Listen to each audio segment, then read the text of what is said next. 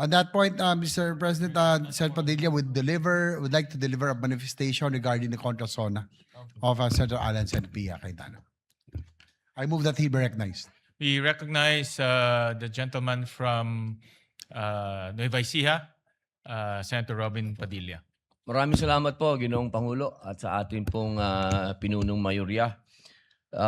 Nais ko lamang pong magbigay ng pagpupugay sa amin pong kasamahan sa minorya kay Senador Alan Peter Cayetano at kay Senadora Pia Cayetano sa kanila pong mahusay at makabuluhang talumpati ngayong hapon na ito. At ako po ay nagpupugay din sa atin pong kasama sa mayorya kay Senator Risa Hontiveros na nandito po at nakinig sa atin na minorya. Maraming salamat po. Isa pong malaking kaligayahan po sa amin na kayo po ay nandito. Maraming salamat po. Sa usapin po ng SONA ng ating mahal na Pangulo, Bongbong Marcos, Ferdinand Marcos Jr., meron lang po kaming mga komento at kasi kami po sa Bicol, sa Camarines Norte, Ginoong Pangulo, lagi po kaming nakakaranas ng brownout. Ito po ang malaking problema namin sa Bicol. Sabihin ko na po buong Bicol region. Kasi, yan pong grid. Nandiyan po yan sa Sual, Pangasinan. Doon po nanggagaling ang energy, ang kuryente. Binabato po yan, dadaan sa maraming lugar bago makarating sa amin sa Bicol. At kapag nagkaroon po ng suliranin, ang mga power plant na yan, ang unang-una pong nagdurusa sa brownout ay kami sa Bicol. Kasi hindi naman po ma-afford ng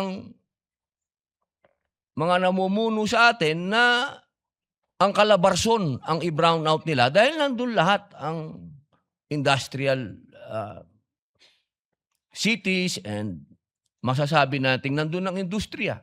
Kaya doon sa baryo, lagi ang brownout. Ang hinihingi po sana namin, total napag-usapan na yung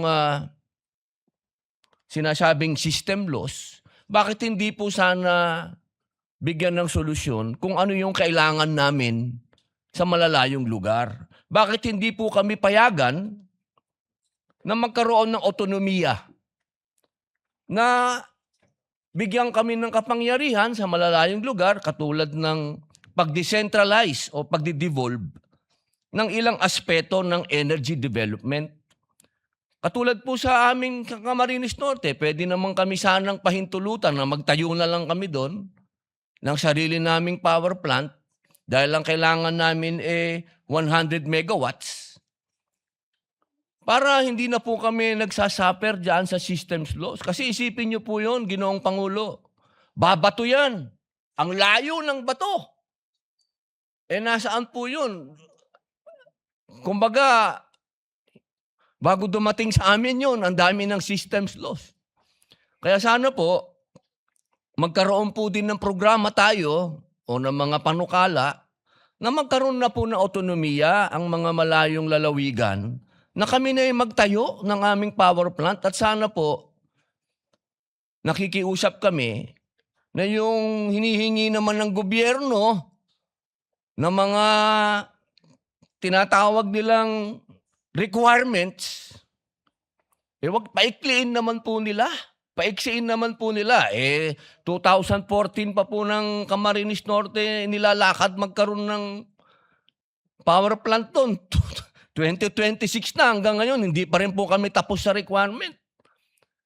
Ito po yung mga masasabi po natin, Ginoong Pangulo, na pangmatagalan yung mga totoong solusyon na pwede po sana nating tignan. Ngayon po, isa pa po, napag-usapan po yung napakaganda pong plano, yung rocket. Ako po'y natutuwa dyan dahil nung bata ako, ako din po ay tagahanga nung lumanding ang rocket sa moon, yung mga ganyan, yung ito pong kailan lang, umikot yung, ano po yan eh, pangarap yan ng bawat bansa. Pero sana po, ang kahilingan ko lang po, bago po tayo makarating dyan, maayos muna po yung transportasyon namin sa Bicol. Alam niyo po, Ginoong Pangulo, hanggang ngayon, 12 oras po ang papunta sa aming lugar. Yung pong train, buti pa po nung bata ako, may train kami papuntang Bicol. Ngayon po, wala na po kaming pag-asa yatang magkaroon na ng train. Sapagkat noong araw po, nung panahon po nung nakaraang administrasyon, nagkaroon po ng plano na magkaroon ng train. Nawala na naman po yan, Ginoong Pangulo. Sana po, mabigyan natin ng atensyon na bago tayo mapunta sa rocket, magkaroon din tayo ng bullet train. Alam niyo po, sa Indonesia may bullet train na. Ito pong mga ganitong pangarap, kaya po nating abutin. Kaagad.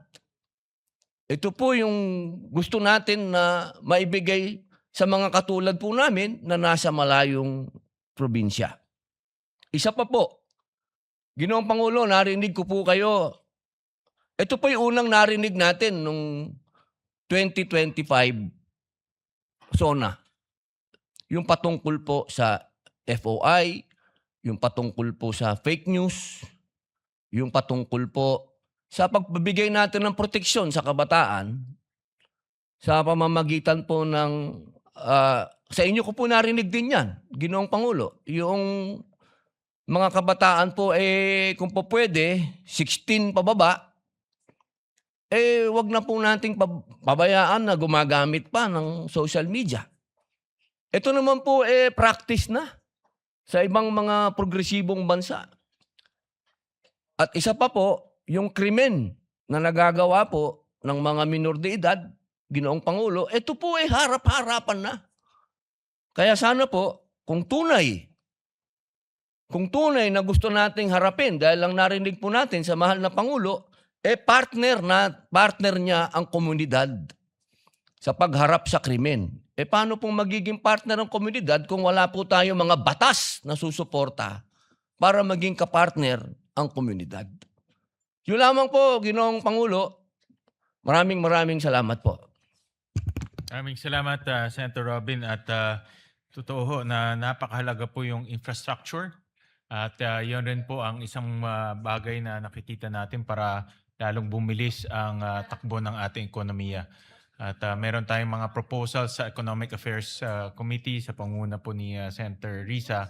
At yung bill ng ating Deputy Majority Leader, yung MIND Act, si Senator J.V. Arcito ay isang priority measure para bumilis yung pag-implement ng ating mga infrastructure projects sa ating bansa. Yes, Mr. President, I would like to thank also the Senate President for mentioning the MIND Act, no? The Master Plan for Infrastructure and National Development, in your opening speech yesterday. And likewise, our distinguished colleague, Senator Risa Ontiveros, for finally giving priority to this very important measure. And we just had our hearing already.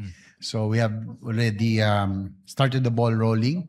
So all of these concerns that were brought up here in the Senate by our distinguished members of the minority, because I'm just proud that here in the Senate, we really cross party lines, especially when it comes to national interest. So hopefully we will be able to pass this very important measure by the end of the year.